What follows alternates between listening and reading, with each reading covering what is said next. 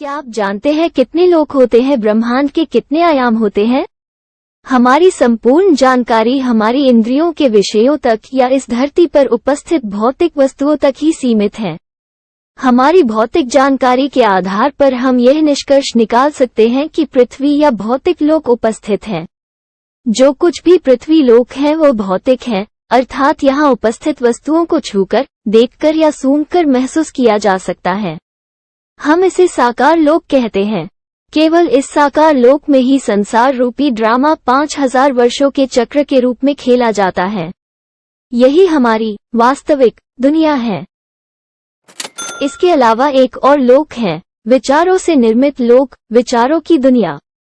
इस लोक में कोई आवाज या भौतिक वस्तुएं नहीं होती हैं। ये लोक पूरी तरह से विचारों के प्रवाह पर निर्भर है। ये लोक हमारे मन, मस्तिष्क की तरह है, जिसका निर्माण और प्रगति हमारे स्वयं के विचारों के द्वारा होती है। हम इसे सूक्ष्म लोक कहते हैं। ये लोक हमारे विचारों के रंगों के द्वारा निर्मित और परिवर्तित होती है। ये लोक फरिश्तों का लोक है, जैसा कि हम उन्हें कहते हैं। यहाँ मनुष्यों का शरीर विभिन्न विचारों के रंगों के प्रकाश द्वारा बना हुआ होता है। किसी भी आत्मा के इन रंगों को देखकर हम उस आत्मा के स्वभाव के बारे में जान सकते हैं। वैसे यहाँ पर भौतिक लोक ही दोहराया गया है। यहाँ पर पृथ्वी से संबंधित कोई भी वस्तु नहीं होती, लेकिन यहाँ मनुष्य आत्माएं होती हैं, जिनका शरीर प्रकाश से बना हुआ होता है। किसी आत्मा में जितने अधिक गुण होते हैं, सूक्ष्म लोक में उसका शरीर उतना अधिक रंगों से भरा हुआ होता है। आत्मा जितनी अधिक ज्ञानवान और शक्तिशाली होती है, उतना अधिक तेजस्वी उसका आभा मंडल होता है। ये संपूर्ण स्वतंत्र लोक होता है। उपरोक्त दोनों लोकों से परे तीसरा लोक है, जो ईश्वर परमपिता परमात्मा का स्थायी निवास स्थान है। इस आत्मलोक में इसके नाम के अनुसार केवल सूक्ष्म प्रकाश बिंदु स्वरूप में आत्माएं निवास करती हैं। ये ब्रह्मांड का उच्चतम आयाम है। यहाँ पर जीवन, समय या भावनाएं अनुपस्थित होती हैं। यहाँ पर सिर्फ आप, स्वयं परमपिता परमात्मा और अनादि मीठी प्यारी शांति बनी रहती है। इसके बारे में केवल स्मरण करने मात्र से भी मनुष्य आत्मा का शुद्धिकरण होता है। हाँ, यहाँ किसी भी प्रकार की शारीरिक अनुभूति नहीं होती है। इसके बहुत सारे नाम हैं, जैसे ब्रह्मलोक, शांति धाम, मीठा वतन, प्रकाश धाम, परम धाम, निर्वाण धाम, आवाज से परे दुनिया इत्यादि। 1. स्थूल लोक। इसे मनुष्य लोक, साकार लोक, पृथ्वी लोक व कर्म क्षेत्र भी कहा गया है।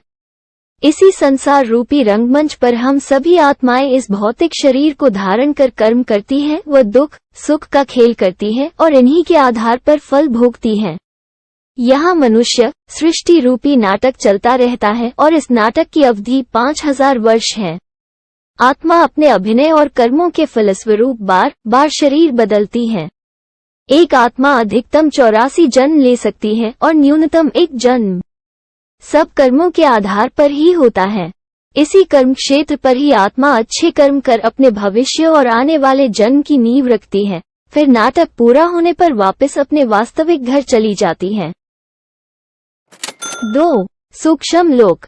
इस साकारी मनुष्य लोक के ऊपर सूर्य, चांद, तारागण व आकाश तत्व के पार एक और लोक है, जहाँ ब्रह्मा, विष्णु, शंकर अपनी सूक्ष्म पुरियों में रहते हैं।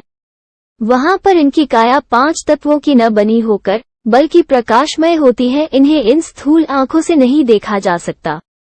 इन्हें दिव्या नेत्रों द्वारा ही देखा जा सकता है।